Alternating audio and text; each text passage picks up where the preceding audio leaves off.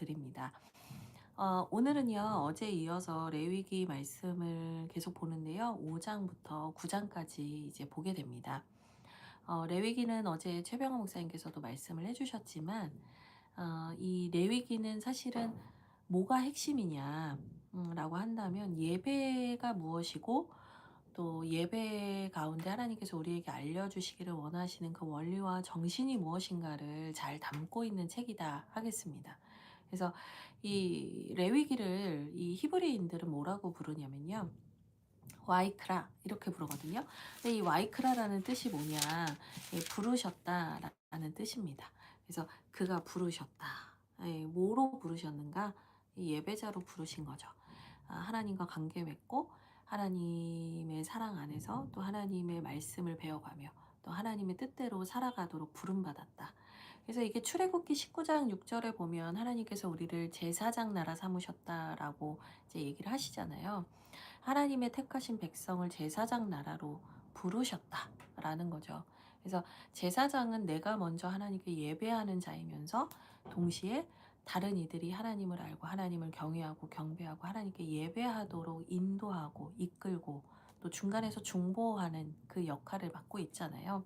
그래서 하나님의 택하신 백성을 제사장 나라로 세우셨다라는 것은 결국에 그들이 예배하는 백성 되어서 하나님의 백성이 어떻게 살아가야 하는가를 이제 보여주는 민족으로 부름을 받은 거예요. 그래서 출애굽기 다음에 레위기가 나옵니다. 예, 구원받은 백성은 어떻게 살아야 됩니까? 예배자로 서야 됩니다. 하나님께서 거룩한 제사장으로 세운 나라는 하나님이 거룩한 제사장으로 세운 우리는 어떻게 살아야 됩니까? 네, 예배자로 살아야 합니다. 이제 예배가 우리의 신앙을 보이고 하나님을 만나고 하나님 경험하고 하나님 경외하는 예배가 신앙의 가장 핵심이고 가장 기본 중에 기본이다라고 할 수 있어요.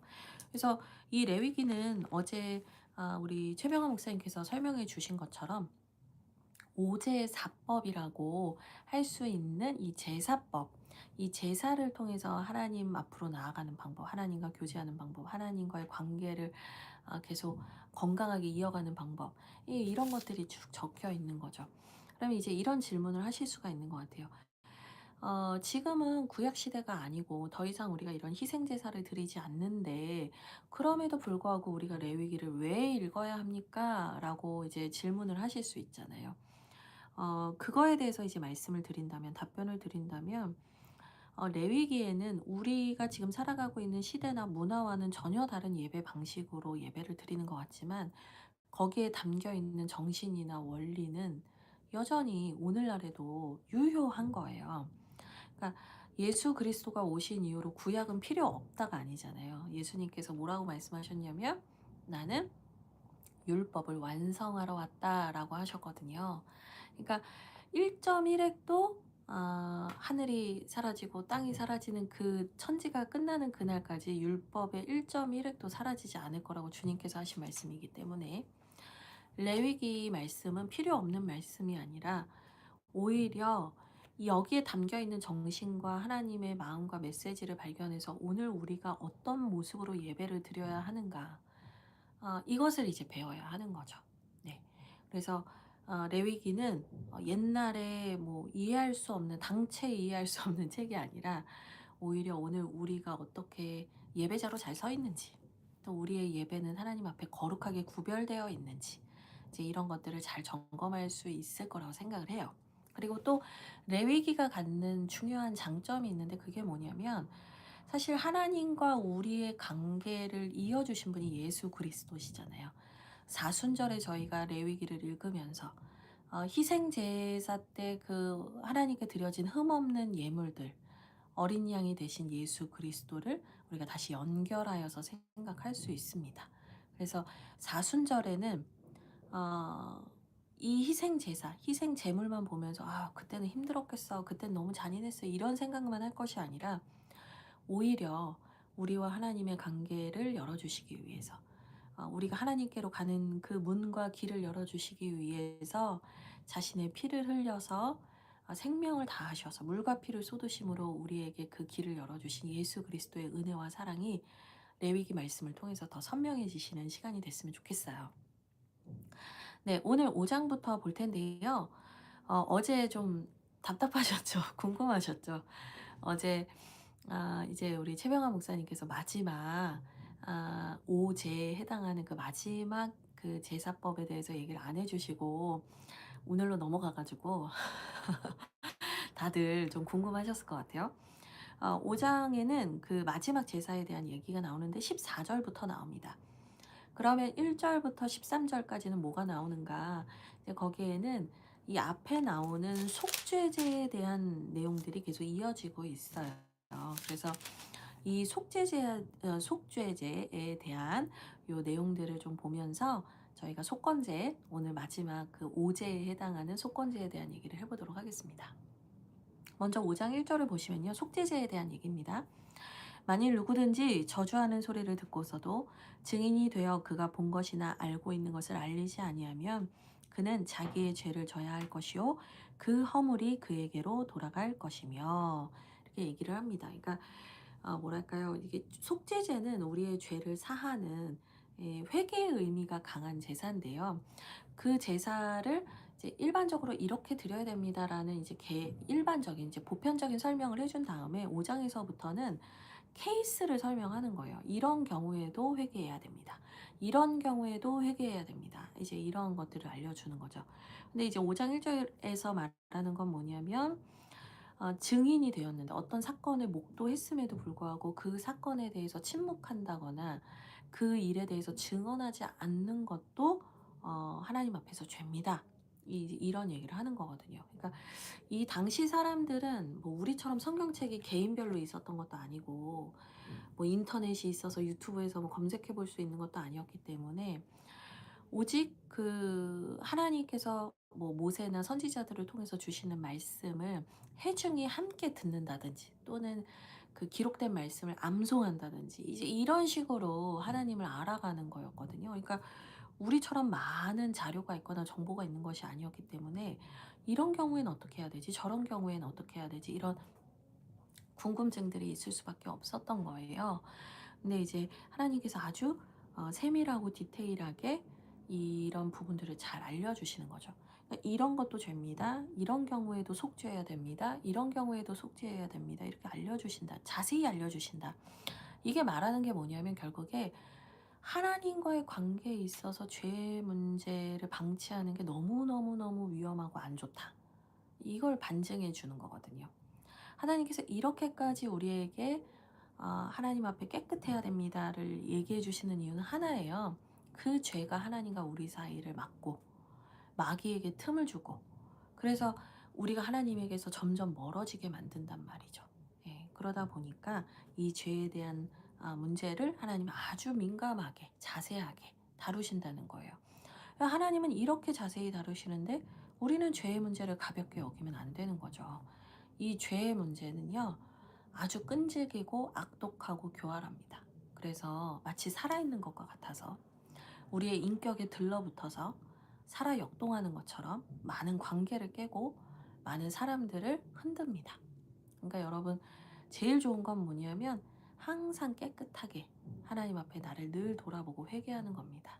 예, 큰 일이 있을 때만 회개하거나 아픈 일이 있거나 뭐 안 좋은 일 생기면 내가 잘못해서 그러나 막 그러면서 회개하시고 막 그러는데 그런 회개가 아니라 매 순간 하나님과 나와의 사이에 하나님과 나를 막는 것이 없게 해 주십시오라고 하는 그런 관계를 사모하는 기도가 여러분 안에서 많이 나오셨으면 좋겠어요.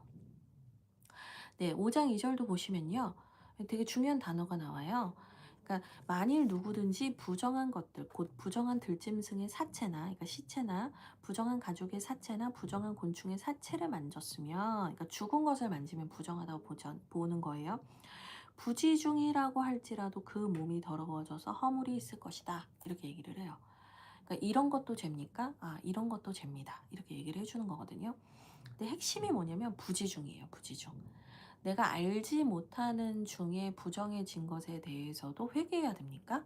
이거 내가 의도하거나 내가 일부러 그런 게 아닌데 나도 모르고 그런 것인데 그런 것도 제 잘못인가요? 우린 이렇게 생각할 때가 있잖아요. 근데 여기선 분명히 얘기를 하고 있어요. 뭐라고 얘기하냐? 부지중이었다 할지라도 그것은 죄가 됩니다. 우리를 오염시킵니다. 이제 이 얘기를 하는 거거든요. 그래서 그 성경 안에서 되게 신앙의 어떤 선배들, 거목들을 보잖아요. 그러면 죄를 지을 수 있는 환경이나 상황에는 아예 가지를 않아요, 대체로. 그래서 요셉이 그 보디발의 장군의 아내가 자기를 유혹할 때 요셉이 "내가 어찌 당신에게 죄를 지겠습니까? 보디발 장군에게 어떻게 배신을 하겠습니까?" 막 이렇게 얘기를 하는 게 아니고요. "제가 어떻게 하나님 앞에서 악을 행하겠습니까?" 이런 얘기를 하거든요. 그러면서 이제 이 여인이 있는 데는 아예 근처에 가지도 않았다.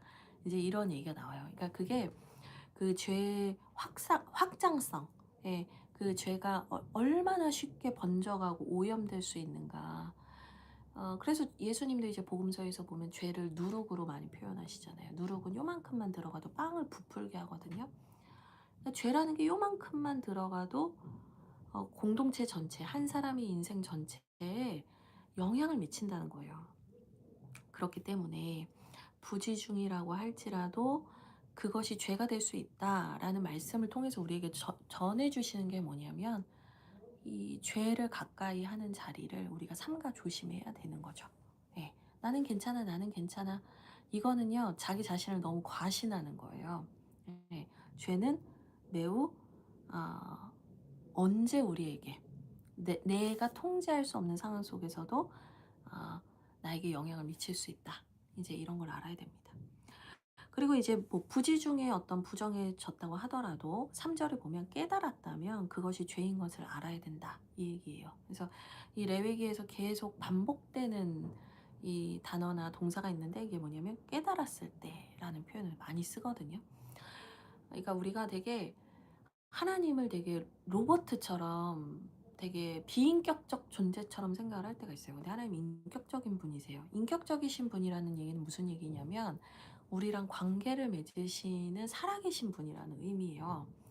근데 제가 어떤 기계한테는 잘못을 해도 그것이 그냥 뭐 뭐랄까요? 어떤 관계 형성에는 뭐 영향을 미치지 않잖아요. 근데 하나님이 인격적이신 분이라는 것은 우리의 말과 행동과 우리의 삶의 모든 것들이 하나님과의 관계에 영향을 미칠 수 있다는 얘기예요. 근데 그것에 대해서 이 관계를 소중히 여기는 사람만이 죄를 짓지 않으려고 하겠죠. 네. 누구와의 관계가 깨지든지 말든지, 누구와의 관계가 망가지든지 말든지, 하나님과 내가 멀어지든지 말든지, 이렇게 생각을 하는 사람은 절대 사과하지 않고 회개하지 않겠죠. 예, 그 관계를 소중히 여기는 사람만이 죄에 대해서 민감할 수 있는 거예요. 근데 레위기에서 계속해서 말하는 게 뭐냐면 깨달았다면, 그것을 깨달았다면 그것이 죄인 줄 알아야 합니다. 그리고 그 관계 회복을 위해서 애써야 합니다. 이제 이런 얘기를 하는 거죠. 그래서 4절에도 나와요. 그가 깨닫지 못하다가 그것을 깨닫게 되었을 그때 그중 하나에 그에게 허물이 있을 것이다. 그러니까 깨닫지 못했다가 깨닫게 됐다면 그것이 죄인 것을 빨리 알고 하나님 앞에서 속죄하세요, 이 얘기인 거예요. 그래서 옛날에 우리 이제 권사님들의 기도를 보면 참 영성이 있고 지혜로우신데 옛날 권사님들이 이런 기도 되게 많이 하셨어요. "하나님, 오늘 제가 알고 지은 죄 모르고 지은 죄, 하나님 앞에 또 사람 앞에 제가 잘못한 것이 있다면 주님께 알게 하시고 깨닫게 하시고 주님의 보혈로 저를 깨끗하게 씻어 주십시오. 그리고 성령님 제 안을 조명하여 주셔서 제가 아직 깨닫지 못하고 있는 문제들이 있다면 주님 알게 해 주시고 그것을 제가 주님 앞에 회개하기를 원합니다." 이런 겸손한 기도들을 많이 하셨거든요. 근데 요즘에는 '내가 왜 죄인이야?' 라는 생각이 되게 많은 것 같아요. 근데 이 평안을 추구하기만 하는 신앙은 절대 평안할 수가 없어요. 그건 가짜예요. 진짜 평안은 어디서 오냐?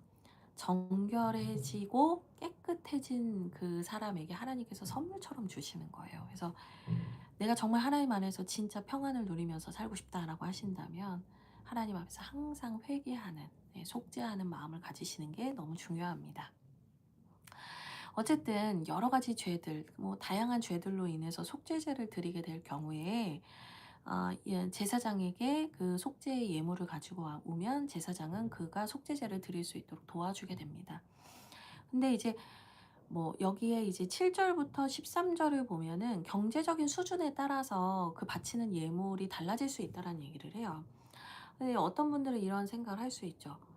'그냥 가난한 사람들은 좀 예물 없이 하면 안 되나?' 이런 생각을 하실 수 있어요. 그쵸? 근데 여러분 잘 생각해 보세요. 시편 50 편을 보면 하나님께서 온 세상 만물이 다 내 것이라 하셨어요. 그러니까 이 예물을 드린다고 해서 하나님께서 재산 축적을 하시는 게 아니에요. 하나님은 또 영이세요. 그렇기 때문에 하나님께서 이 고기들을 바친다고 해서 이 고기를 맛있게 잡수시는 게 아니에요. 전혀 상관이 없는 거예요.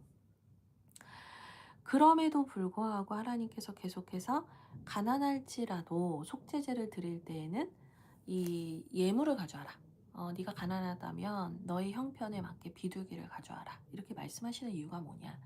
이 첫 번째는 뭐냐면 여러분 죄에는 삭시 있다는 거예요. 여러분 죄는 값이 있어요. 성경은 죄의 값을 뭐라고 하냐면 생명이라고 말해요. 로마서 6장 23절에도 얘기를 하는데요. 죄의 삭은 사망이다. 그러니까 죄를 지은 그 대가를 지불해야 되는데 그것은 죽음으로 그러니까 너의 생명을 주어서 갚을 수밖에 없다. 이렇게 얘기를 하거든요. 여러분 죄가 얼마나 무서운 거예요. 돈으로 안 되는 거예요. 죄의 문제는 돈으로 해결이 안 돼요. 선행으로도 안 돼요. 뭐 인간적인 공로를 세운다고 해서 안 되는 거예요. 하나님께서 분명히 말씀하시는 게 뭐냐? 죄의 싹은 생명은 생명으로 갚는 거예요. 죄의 싹은 생명으로 갚는 거예요. 그러니까 이 가난할지라도 뭐 경제적으로 어떨지라도 어 이 동물을 가져와서 희생 제사를 드리면서 그 생명을 드리고 피를 흘려야 하는 이유는 뭐냐면 죄가 이렇게 무겁다라는 걸 알려주시는 거예요. 죄에는 대가가 따른다는 걸 알려주시는 거예요. 생명은 생명으로. 그러면 말 못하는 미물이니까 뭐 내가 죄를 지은 것 같으면 뭐 비둘기 한 마리쯤 죽이는 거 무슨 상관이야. 이게 아닌 거예요. 오히려 나 때문에 한 생명이 죽는 것을 보면서 그의 희생을 통해서 내가 살게 되는 것을 보면서 죄의 엄중함과 이 죄가 얼마나 무거운 것인가를 알게 되는 거예요.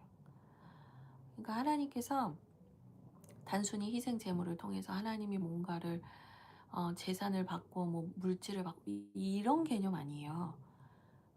이 죄의 값을 지불하는 것은 반드시 희생이 따르고 대가가 따른다라는 것을 가르쳐 주시는 이 구약의 희생 제사가 있는 거예요. 그러니까 한마디로 말하면 시청각 교육 같은 거예요. 한 생명이 죽는 걸 보는 게 너무 좋은 사람이 어디 있어요. 예. 한 생명이 피를 흘리는 것을 보는 게 좋은 사람이 어디 있어요. 근데 그럼에도 불구하고 그것을 봐야 되는 거예요. 그럼에도 불구하고 그가 죽는 것을 봐야 돼요. 그게 뭐냐면 제 처참함과 끔찍함에 대해서 계속해서 알게 되는 거예요. 그리고 이제 이거 궁극적으로 이제 신약으로 연결되면 뭐겠어요? 나를 위하여 예수 그리스도가 피 흘리심. 그분의 희생으로 내가 구원받았구나. 그분의 사랑으로 내가 구원받았구나. 그분이 자신의 생명을 들여서 내가 산 거구나. 그러므로 이제는 내가 나를 위해서 사는 것이 아니요 이젠 주를 위해서 사는 것이다. 이게 가는 거예요. 근데 우리는 예배를 통해서 매 순간 그거를 이제 느끼는 거죠. 구약의 희생 제사는 드리지 않지만 예수 그리스도의 십자가와 그분의 피 흘리심을 생각하면서 그분의 보혈로 우리의 죄를 회개하고 말씀을 듣는 자리로 나가잖아요. 그러니까 이 뭐 저희 교회나 뭐 또 다른 교회마다 뭐 교회 예전이나 이 순서들은 다 다르지만 예배 안에 있는 모든 순서들은 여러분 다 의미가 있는 거예요.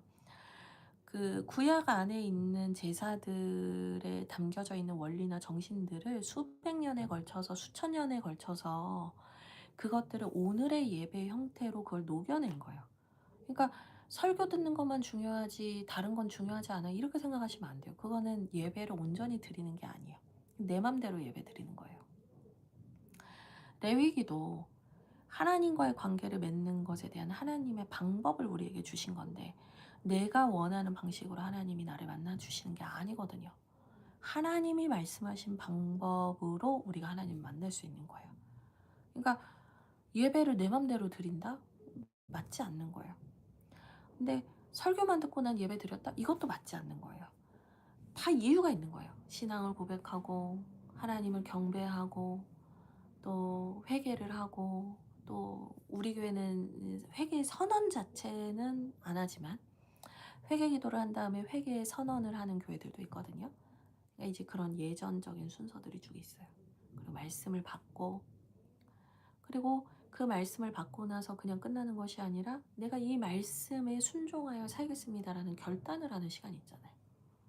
이제 그런 게 이제 다 이 구약의 정신과 연결이 돼요. 그러니까 말씀을 받고 '내가 이제는 이 말씀을 위해서 하나님께서 주신 이 뜻을 위해서 살겠습니다. 내 인생 드립니다.' 이 번제잖아요. 예. 나를 드립니다라는 게 번제거든요. 오늘 어제 배웠던. 다 드린다. 다 태우잖아요, 번제는.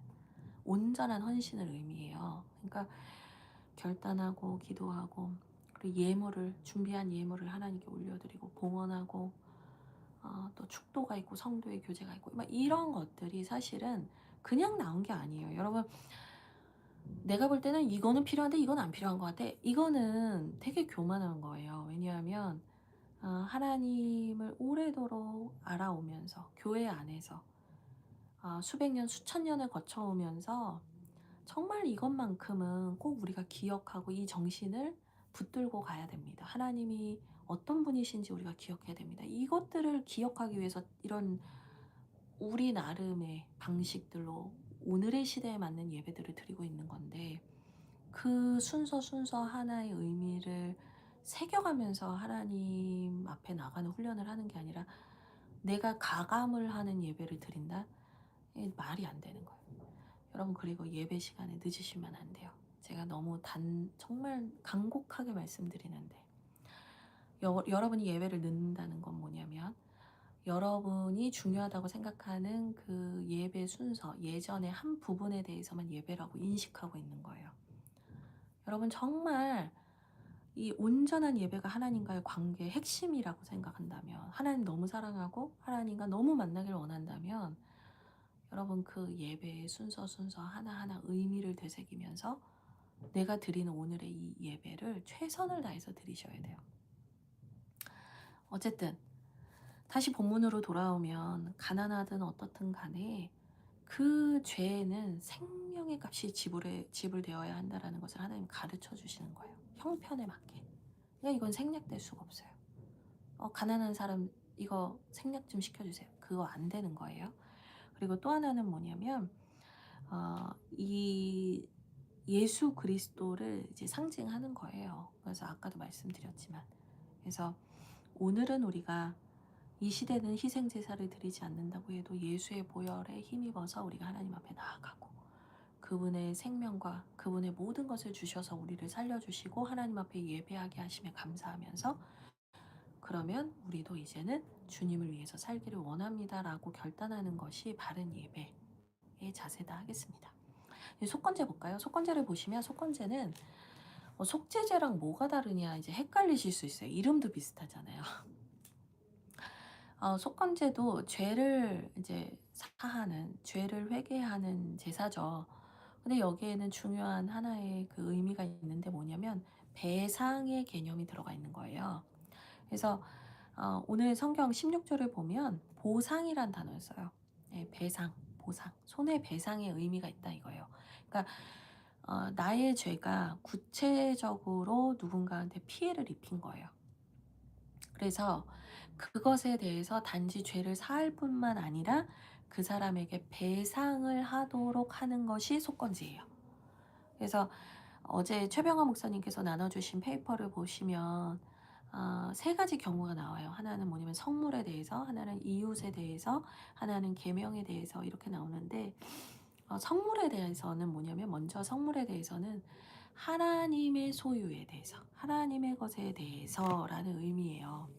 그러니까 이렇게 작게 생각하면, 지금 이게 이제 뭐 구약의 제사를 배경으로 하는 거니까 그냥 작게 생각하면 성전에서 쓰이는 기물이나 물건을 망가뜨리거나 뭔가 문제가 생겼을 때 이제 그것을 단순히 이것을 회개하는 수준이 아니라 이것을 배상해야 된다는 거예요. 근데 이제 우리가 단순히 그냥 성전에서 사용하는 물건만 생각을 할 것이냐. 저는 여기에서 이제 멈추지 않고, 여기서 말하는 성물, 그러니까 여호와께 속한 어떤 물건, 하나님의 소유된 물건은 다 포함되는 거거든요. 그러니까 하나님께 드려지는 모든 것이 다 포함돼요. 그래서 오늘날의 예배로 생각을 하면 단순히 교회 안에 있는 뭐 피아노를 잘 간직해야지, 교회 안에 있는 물건을 뭐 함부로 쓰거나 막 써 가지고 망가뜨리고 깨뜨리고 막 이런 수준이 넘어서서 하나님께 속해 있는 모든 것에 대해서 거룩하게 구별하고 소중히 해야 된다라는 거예요. 여기에는 뭐가 들어가겠어요? 하나님께 드려지는 모든 것이니까. 예. 예물이 들어가는 거예요. 헌금도 들어갈 수 있고.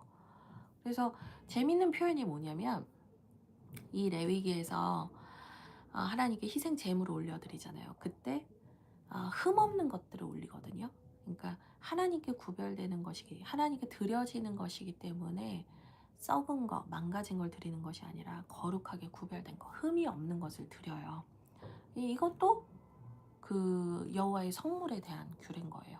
그리고 나중에 이제 레위기 27장 끝장을 가면 30절에 성물에 대한 얘기를 또 해요. 근데 거기에서 무슨 얘기를 하냐면, 제가 구절은 시간이 없으니까 다 찾지는 않겠지만, 우리가 이 땅에 살면서 난 소산, 하나님께서 우리에게 땅을 주셨고 기업을 주셨고 지파별로 기업을 주셨잖아요. 기업별로 지파를 주시고 땅을 주시고, 그 땅에서 난 소산, 그 11조도 여호와의 것이다 이렇게 얘기를 하거든요. 여호와의 성물이다 이렇게 얘기를 해요. 그래서 제가 궁금했어요. 이 레위기에서 말하는 성물이 단순히 교회 안에서 쓰이는 집기, 성전 안에서 쓰이는 집기만 말하는 것이 아니구나. 그래서 원어를 봤어요. 근데 원어를 보니까 하나님께 드려지는 모든 것에 대해서 이 코데시라는 히브리어를 쓰더라고요. 근데 이 코데시라는 히브리어가 오늘 15절에서도 쓰이고 27장 30절에도 쓰여요. 그러니까 똑같은 단어가 어근이 쓰여요. 물론 이제 15절은 복수형으로 되어 있긴 한데요. 성물들이라고 번역을 해야 더 맞는 거죠. 5장 15절은. 어쨌든 복수냐 단수냐의 문제지, 하나님께 드려지는 모든 것에 대해서 우리가 그것을 부지 중에 범죄하게 된다면, 하나님의 것을 훼손하거나 하나님의 것을 도둑질하거나 하나님의 것을 내가 취한다, 이것에 대해서 하나님이 분명히 회개해야 된다라고 얘기를 하시는 거예요. 그래서 네가 그것에 대해서, 성물에 대해서 잘못했다면 그 잘못을 보상해라. 근데 이제 보상을 할 때 어떻게 보상하냐? 5분의 1을 더하여라 라고 얘기를 해요. 그래서 사무엘상을 보면 이 속건제의 예시가 잘 나오는 게 하나가 있는데, 블레셋이랑 이제 전쟁을 하다가 이 엘리의 제사장과 엘리의 제사장의 아들들이 막 전쟁에 언약궤 가지고 가자 그러면 우리가 이길 거야 그러면서 감히 함부로 이제 하나님의 성물을 건드리잖아요. 근데 블레셋하고 전쟁에서 져가지고 언약궤를 뺏겨요. 근데 그 언약궤를 뺏긴 날로부터 블레셋에서 너무 어렵고 힘든 일들이 계속 생기거든요. 그래서 이걸 어떻게 해야 되냐, 이거를 신이 노하셨다 막 블레셋이 막 이러면서 그 언약궤를 돌려보내는데, 그냥 돌려보내는 게 아니라 속건제의 의미로 이제 그 배상을 해서 그 속건제를 들여서 언약궤를 돌려보냅니다. 그러니까 이게 내가 지금 깨닫지 못하고 내가 모르고 있을 뿐이지, 하나님께서 이 부분에 대해서 사실은 우리 스스로에게 말씀하시는 것들이 있을 수 있어요. 그래서 여러분 절대로 하나님의 것에 대해서 여러분 절대로 내 맘대로 하시면 안 돼요. 그거는 뭐 오늘날은 되게 쉽게 얘기하고 뭐 편하게 얘기하지만 그건 인간적인 입장인 거고요. 저는 뭐 지금 제가 하고 싶은 얘기 하는 거 아니잖아요. 성경에 있는 얘기를 그대로 하는 거고, 희생제사나 구약의 희생제사를 우리가 그대로 리플레이 할 필요는 없지만 그 원리와 정신은 유효하다는 얘기를 했잖아요. 그러면 지금도 유효한 거예요. 그러니까 그 부분에서 내가 하나님의 것을, 또 이웃의 것을 내가 침해하고 해하지 않았는가 돌아봐야 돼요. 여기서 또 중요한 게 뭐냐, 그럼 하나님이 왜 배상하게 하셨는가? 하나님이 그냥 속죄제만 드리게 하시지 왜 5분의 1을 더해서 배상하게 하셨는가? 이걸 보면 여러분, 우리가 하나님과의 관계에서 예수님의 보혈 공로로 구원받았다라는 것을 믿으면서 죄를 짓고 그 죄를 지은 이후의 삶에 대해서 되게 무책임한 경우가 많아요. 물론 예수님을 믿으면 구원받는 건 맞아요. 근데 여러분 구약을 보세요. 하나님은 우리에게 책임을 가르치신단 말이에요. 하나님은 우리에게 그 죄를 지은 자로서 하나님한테만 죄송하다라고 말하고 끝내는 것이 아니라 하나님과의 관계든 인간과의 관계든 그 관계에서 누군가에게 피해를 입히고 어려움을 있게 하고 뭔가 손해를 입혔으면 그걸 책임져야 된다라는 거 가르쳐 주고 계시는 거예요. 그러니까 이게 단순히 예배가 뭐 성전이나 예배당에서 드려지는 것만 예배가 아니라 우리의 삶에서 연속되는 우리의 선택들이나 우리의 책임감들도 다 예배인 거예요. 책임감을 배우게 하시는 거죠. 그래서 제가 예전에도 설교할 때 한번 말씀드렸는지 모르겠지만 한국 교회 역사에서 부흥사로 유명하셨던 김익도 목사님 같은 경우에는 제가 이제 전기 읽는 걸 좋아한다고 자주 말씀을 드리는데 보면 신학교에 갔는데 그 신학교에 가서 너무너무 그 동기가 똑똑하니까 질투가 나셨대요. 너무 미워 가지고 막 하나님 사랑해 신학교까지 왔는데 막 그 친구를 보니까 너무 믿고 그 친구가 하루는 아팠는데 그 친구가 죽으면 좋겠다 이런 생각까지 했대요. 그래서 어느 순간 갑자기 내가 지금 하나님 나라 일하고 생명 살리는 일을 하러 왔다고 하면서 내가 이런 생각을 하다니 그러면서 이분이 3일 금식을 하면서 회개를 하시고 그 친구에게 찾아가서 이 얘기를 합니다. 내가 너를 그렇게 미워했다. 그리고 그 친구에게 이제 자기 털 마고자를 주면서 옛날에는 이제 따뜻한 방한복이 많이 없잖아요. 지금처럼 뭐 구스 다운이 있던 시대가 아니잖아요. 한국 초기니까 선교 역사 초기니까. 근데 이제 그 털 마고자를 주면서 내가 너에게 미안했다. 그러면서 이제 그 마고자를 줬다는 얘기가 있습니다. 그러니까 진짜로 성경을 아시는 분이었던 거죠. 그냥 하나님한테 저 잘못했어요. 하나님하고 관계, 하나님한테만 얘기하고 끝내고 우리가 되게 그렇게 많이 하잖아요. 근데 속건제는 사람과의 관계에서도 그 사람에게 잘못한 게 있다면 분명히 그 부분에 대해서 책임을 지고 그 관계를 회복하기 위한 노력을 해야 된다라는 것을 하나님이 말씀하고 계십니다. 그래서 이렇게 속건제에 대한 얘기를 봤습니다. 6장은요. 이 속건제에 대한 얘기가 계속 이어지는 거예요. 그래서 2절을 보면 이웃이 맡긴 물건이나 전당물을 속이거나 도둑질하거나 착취하고도 사실을 부인하거나 뭐 이런 이제 관계 안에서 사람과의 관계 안에서 잘못한 것에 대한 얘기를 하죠. 그러니까 속건제에서 성물만 있는 게 아니에요. 여호와의 소유에만 대한 것이 아니라 이웃에 대한 얘기도 하고 있다라는 걸 알 수 있습니다. 그래서 어쨌든 이런 것들도 속건제를 드려야 된다라는 얘기를 하고 있는 거예요. 그래서 5분의 1을 더해서 어, 그에게 배상해라 이건데 여러분 2절에 진짜 중요한 말씀이 있어요. 그게 뭐냐면 누구든지 여호와께 신실하지 못하여 범죄하되 이 말이 나와요. 그러니까 사람과 사람 사이의 관계에서 범죄하는 것이 사실은 하나님께 신실하지 못하여서 그렇다는 거예요. 여러분 하나님과의 관계가 사람과의 관계 투영돼요. 내가 하나님과의 관계는 좋은데 사람과의 관계는 안 좋아. 아니에요. 여러분이 사람들에게 함부로 하고 무례하고 사람들에게 손해를 입히고도 죄책감을 느끼지 않고 사람들을 괴롭히고 악하게 했으면서 하나님과 관계가 좋다 말이 되는 게 아니에요. 분명히 얘기하잖아요. 이건 제 얘기가 아니잖아요. 누구든지 여호와께 신실하지 못하기 때문에 이렇다. 이 신실함이 관계를 의미하는 거예요. 여러분 의가 좋다, 의가 나쁘다 이런 표현들을 하잖아요.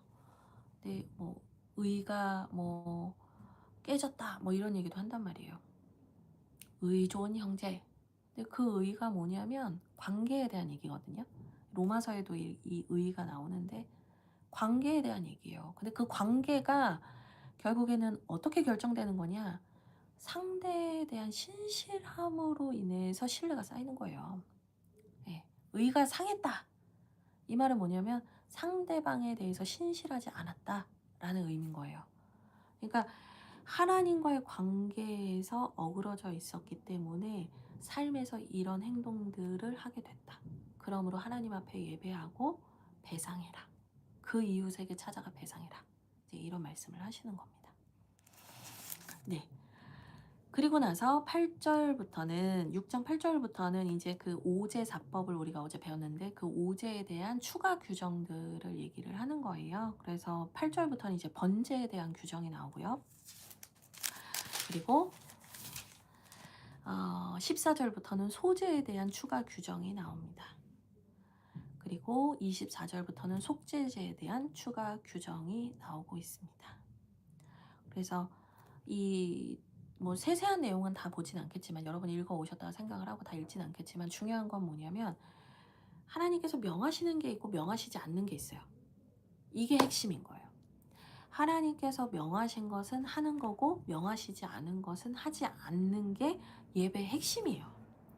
그러니까 여러분 예배에서 제일 중요한 게 뭐냐면 내 중심으로 내가 원하는 것을 하는 것이 예배가 아니고 하나님 중심으로 하나님이 말씀하신 것에 순종하여서 드려지는 것이 예배다. 네. 그러니까 하나님께서는 우리가 하나님께서 말씀하시는 그 뜻, 하나님의 말씀, 하나님의 방법들에 대해서 철저하게 순종하기를 원하시고요. 예배는 순종하는 사람만이 하는 거예요. 그러니까 그 시간의 주되심에 대한 얘기를 저희가 되게 많이 하잖아요. 저희 교회는 주되심, 주인 되심, 하나님의 주인 되심에 대한 얘기를 많이 하잖아요. 하나님이 우리의 시간의 주인이시고 재정의 주인이시고 관계의 주인이십니다. 이 얘기를 하잖아요.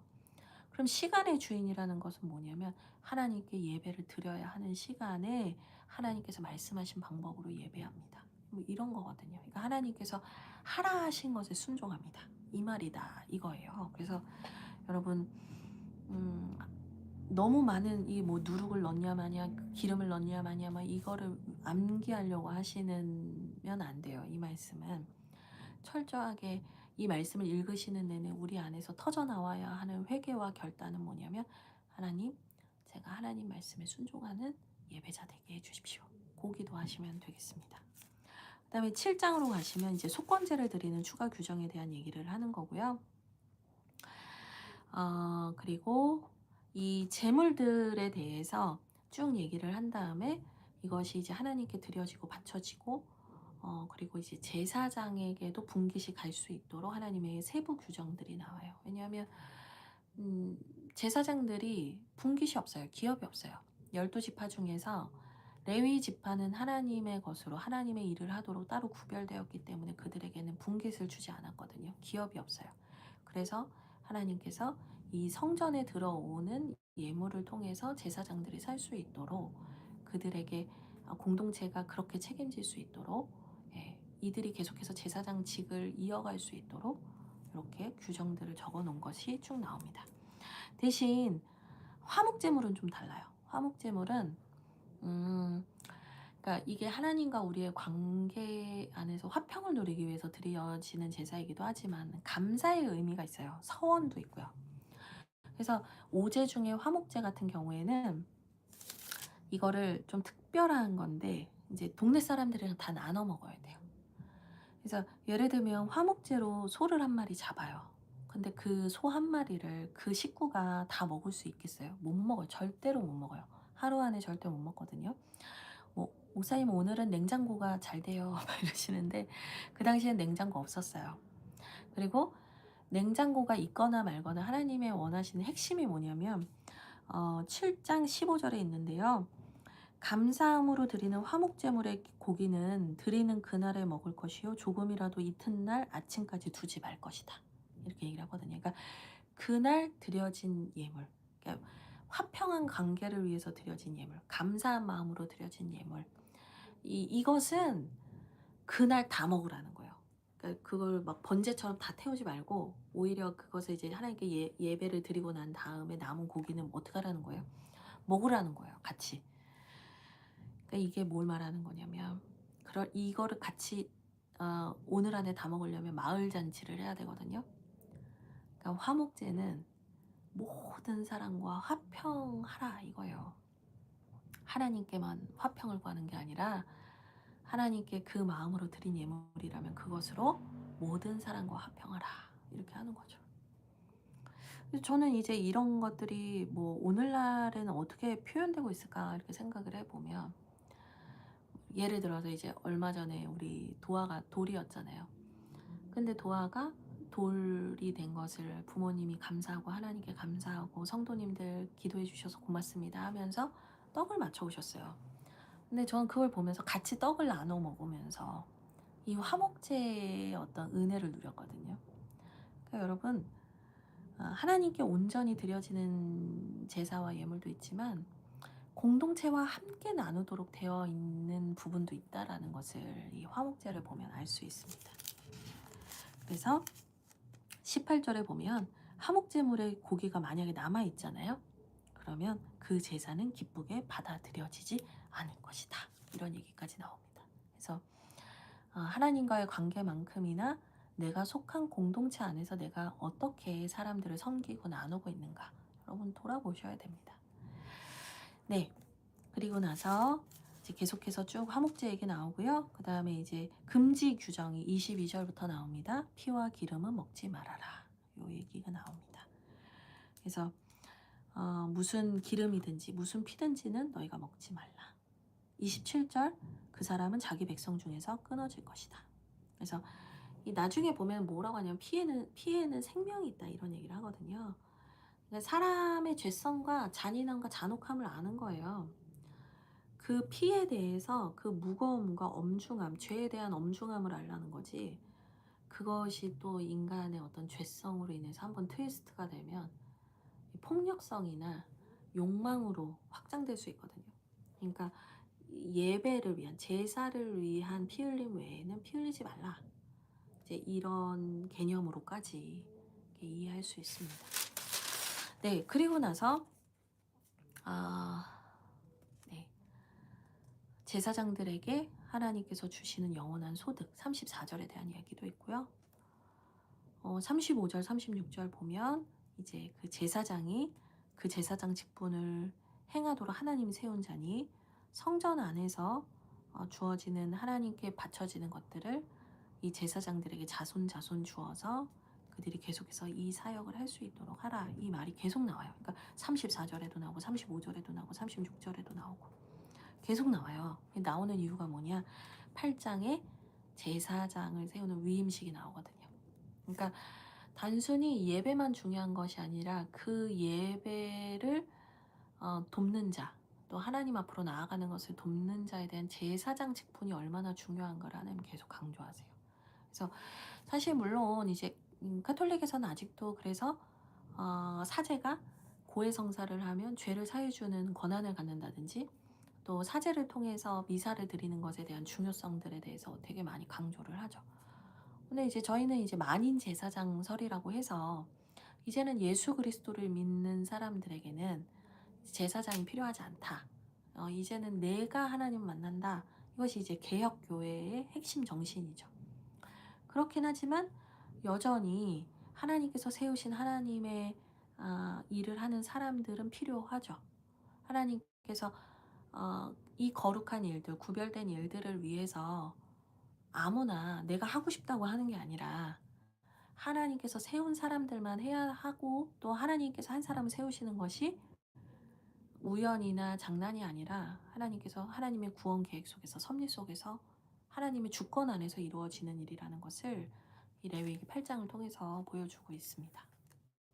그래서 나중에 사사기 뭐 이런 데 보잖아요. 그러면 이제 나라가 막 망해갈 때 뭐 열왕기 우리 상하도 뭐 그때 설교 쭉 시리즈 설교했지만 영적으로 타락을 하거나 나라가 망해갈 때 어떻게 되냐면 내가 제사장 할래 그럼 막 자기가 제사장 하고 막 그래요. 그래서 북이스라엘을 세운 여로보암이 제사장 하고 싶은 사람 하니까 막 이래가지고 레위인이 아닌데 제사장이 막 세워지죠. 우상 숭배 제사장이 세워지니까 레위인들이 남유다로 다 내려갑니다. 그러니까 이 예배와 더불어서 하나님의 그 예배 사역을 돕고 세워진 사람들이 되게 중요하다는 걸 보여주죠. 8장을 보시면 이제 어떻게 세우냐. 이 제사장을 세울 때 아론의 이제 가문을 제사장으로 하나님 세우시는데 3절에 온 회중을 회막문에 모아요.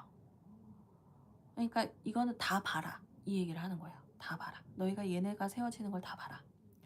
근데 6절부터 보면 뭐부터 하냐면 물로 씻어요.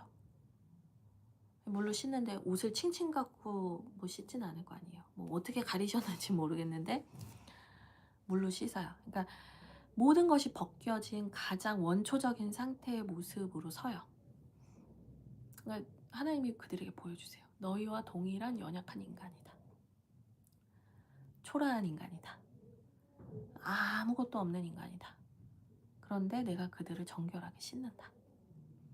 그러면서 7절에 속옷을 입히고 에봇을 입히고 그 다음부터 쭉 그 제사장의 거룩한 옷들을 입혀요. 9절에 거룩한 간을 씌우고 10절에 관유를 가져다가 기름을 발라요. 12절 아론의 머리에 관유를 부었다. 거룩하게 했다. 구별했다. 이거 하나님의 것이다 이 말이에요.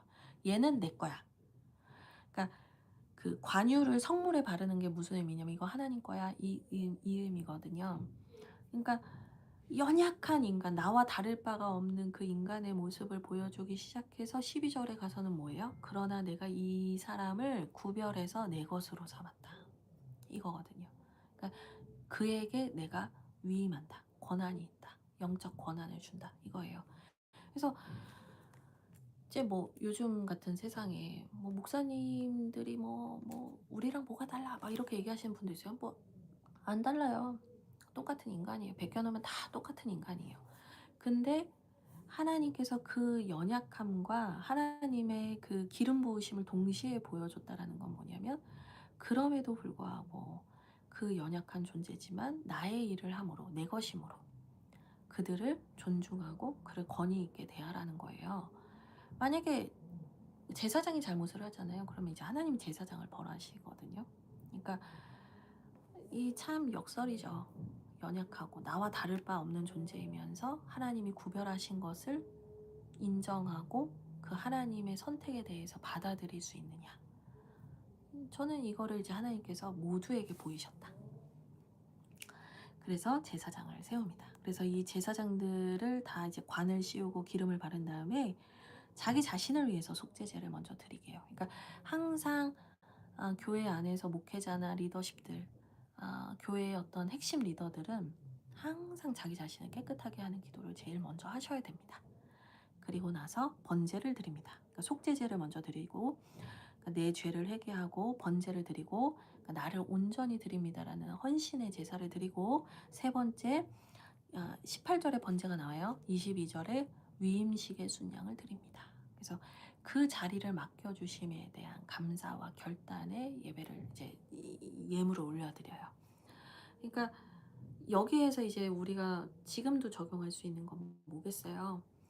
항상 교회를 섬기는 리더십에 있는 분들은 항상 자기 자신을 깨끗하게 하고 회개하는 기도를 많이 하셔야 되고요. 항상 나를 계산하지 않고 온전히 드리는 기도와 예배 훈련이 되셔야 돼요. 저는 예배자의 기본은 나를 온전히 드림이라고 생각해요. 근데 여전히 내가 계산할 게 많고 내가 생각할 게 많다면 섬기면 안 돼요. 아직 그 예배 번제를 온전히 드릴 수가 없는 거예요. 세 번째는 위임식의 순양, 그 자리를 맡겨주심에 대한 감사가 있어야 돼요. 여러분, 내가 하나님 위해서 해드린다 이거 아니거든요. 하나님이 나를 믿고 맡겨주셨다. 위임해 주셨다. 그거는 오히려 우리가 감사할 일인 거예요. 거룩한 부르심을 주신 것을 감사해야 되는데 오늘날은 내가 하나님 위해서 이걸 해드린다 이렇게 생각하시니까 헌신을 하면서 계속 억울한 생각이 들 수 있고 마음이 상할 수 있어요. 근데 여러분 위임식의 순양을 드리셔야 돼요. 이거는 하나님 저에게 이 직분 맡겨주시고 저를 이 자리에 세워주시면 감사합니다.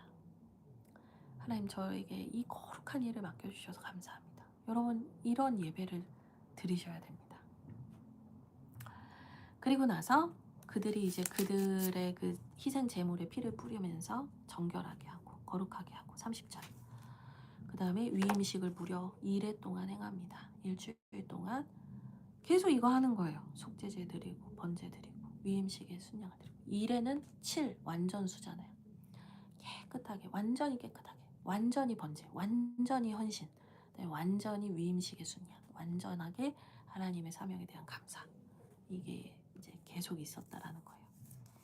그리고 9장에 보면은 이제 드디어 공식적으로 세워진 아론이 첫 예배, 첫 제사를 드립니다. 장로들을 불러다가 속죄제와 번제를 드립니다. 그리고 4절에 속죄제와 번제를 드린 다음에 4절에 화목제를 드립니다.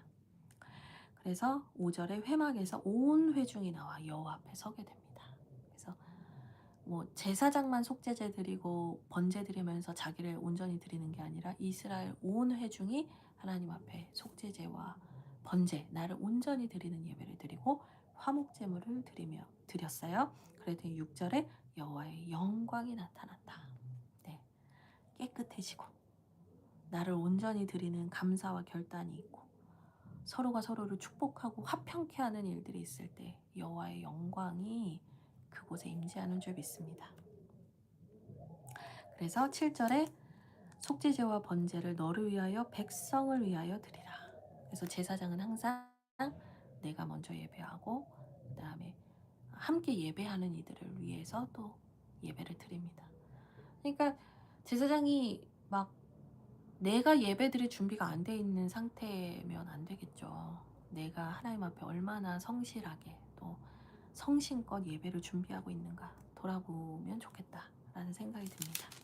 그래서 22절 예배 다 드리고 나서 아론이 백성을 향하여 손을 들어 축복함으로 하나님께서 이제 이 제사장과 목회자에게 주신 제일 큰 권한은 축복이죠. 축도입니다. 축복의 권한. 성례전을 집례할 수 있고 설교할 수 있고 그다음에 축복하는 이 놀라운 권한을 주셨죠. 기름 부으심의 권한을 주셨죠. 그래서 손을 들어 축복함으로 속죄제와 번제와 화목제를 마치고 내려왔다. 예, 그랬더니 이제 축복했더니 23절에 여호와의 영광이 또 온 백성에게 나타났다. 이렇게 얘기를 합니다. 그래서 좀 웃긴 얘기지만 여러분 축도할 때 예배 나가시지 마세요. 축복이 축복하는 중에 이제 축복이 끝나야 예배 끝난 것 같아요. 저는 네. 하나님의 영광 임재 이걸 쭉 누리시면 좋겠어요. 그래서 24절 불이 여호와 앞에서 나와서 모든 번제와 기름을 살랐다. 그래서 하나님의 그 놀라우신 그 임재, 하나님의 성령의 불이 우리의 모든 허탄한 것을 태우시고 우리를 정결하게 하시는 예배가 잘 드려졌다. 그래서 여러분 레위기가 나랑 살아가는 시대랑 많이 다른 것 같지만 제가 볼 땐 많이 다르지 않은 것 같습니다.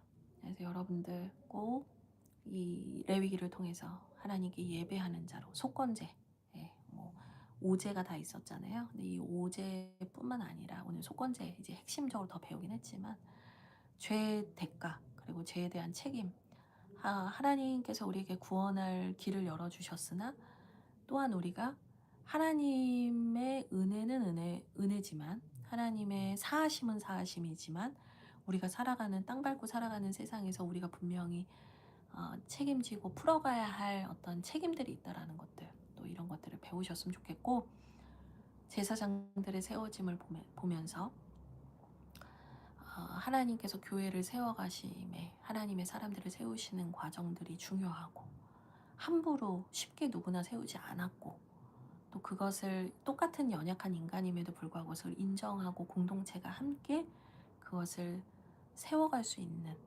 그것이 너무 중요한 시대인 것 같아요.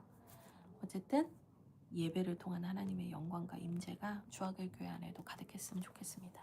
사순절 기간 동안 우리의 정결하신 또 어린 양 피가 되어주신 예수 그리스도의 사랑을 기억하면서 우리의 예배를 다시 한번 생각해보는 사순절 되기를 주님의 이름으로 축복드립니다. 그럼 내일 만나도록 하겠습니다.